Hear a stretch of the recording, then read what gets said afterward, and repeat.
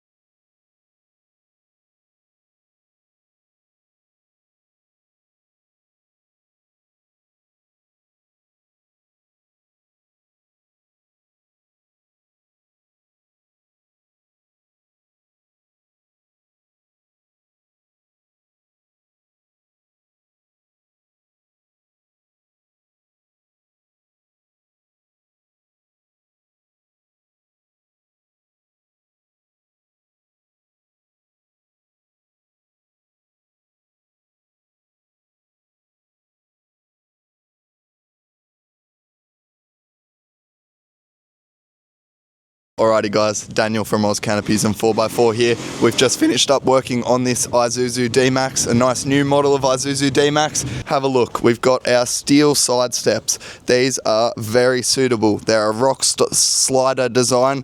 You can jump over rocks and it kind of protects from anything flicking up and hitting the sides of your car. Give us a call if you want to have a look at any of these products and we'll be able to help you out. Our number is 029627 8666. Thanks so much guys, have a good day.